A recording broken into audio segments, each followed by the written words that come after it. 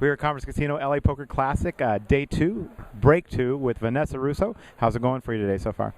It's going well. I came in with 61,000. I was up to 71,000 going into the second level, and now I'm going to have back down to 61,000 going into the third level after having to make some tough laydowns. Okay. You are consistently winning money on poker tournaments, and amazingly, you've moved up the money list. I think you're number 2 right now, all time for ladies. What is it that there's no difference. You are a world-class player, lady or not, but always people make a distinction. What do you think about that?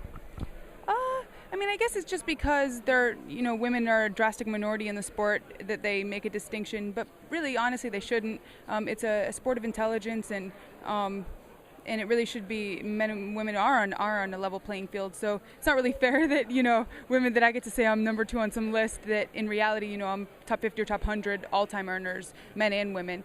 So I get that. That's a good point. We're talking a lot about the structure today and how it's kind of moving up very slowly.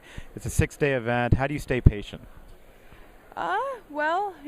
I just over the course of the years of playing poker professionally, I've honed patience, obviously, but on top of that, I've developed kind of like a set of rules for myself based on my chip stack and my table dynamics and the blind structure, and I try really hard to adhere to those rules.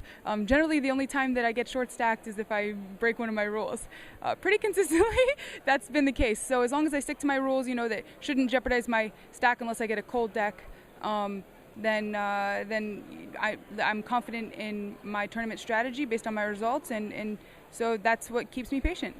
One more thing, a lot of people have always talked about going outside of the poker industry, and you've got GoDaddy as a sponsor. How did that happen, and how's that going for you? Last year they approached me right before they were sponsoring the NBC Heads Up, and they wanted to do a commercial with a poker player in it, and they wanted to be a woman because of their whole GoDaddy girl concept, and so they said I fit the bill, and I did the commercial with them, and that was our first year of sponsorship. And over the course of the year, I wore their logo when I won in Monte Carlo, and of course when I made the finals in NBC Heads Up, and had a great year for them, and so we just announced our second. We just renewed for a year.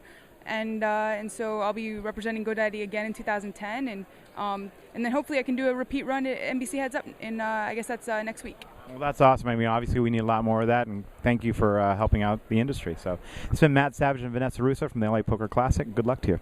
Thank you.